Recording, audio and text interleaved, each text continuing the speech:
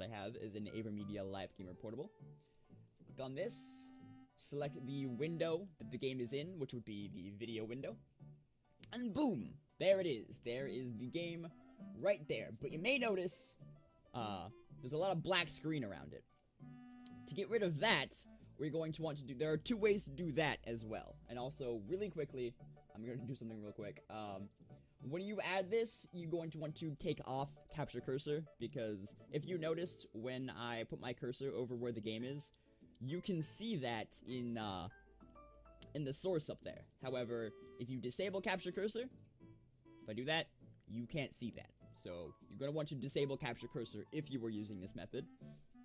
And then, for cropping, there are two ways to do this. The easier way is to just hold Alt and drag the sides in to your liking, which would be just like this, and then boom, the game is cropped, and you can just place it wherever. So, but wait, it's over top of me again. Let's move that down. There we go.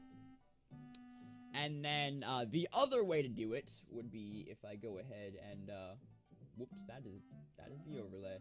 That is not what I wanted to change. Alright. You go ahead and change this again. And I undo all of the cropping that I just did. So the black space is back. You can also right-click the source and go into Filters. Add a crop filter. Just name that whatever. And then you can crop this way by just typing in numbers. We'll do 78, 25, and 25. And there you go. I just have those numbers memorized because I use this capture card a lot.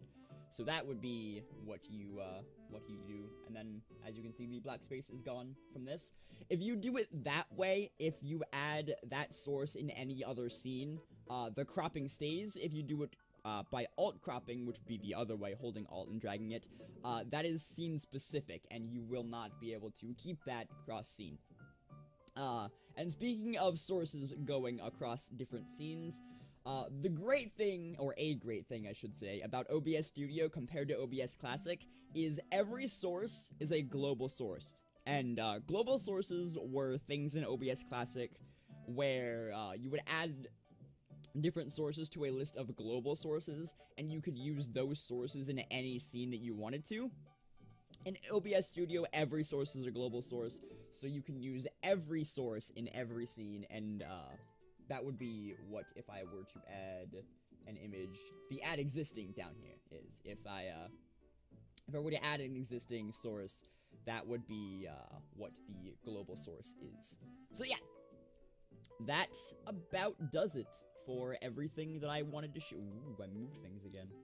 For everything that I wanted to show in OBS Studio. So, I hope you guys enjoyed this tutorial. If it helped you, I would appreciate it if you would leave a like, a comment, maybe even a favorite. If it really helped you, I would appreciate you subscribing. It really does help me out a lot. And I will see you guys next time. Bye, guys.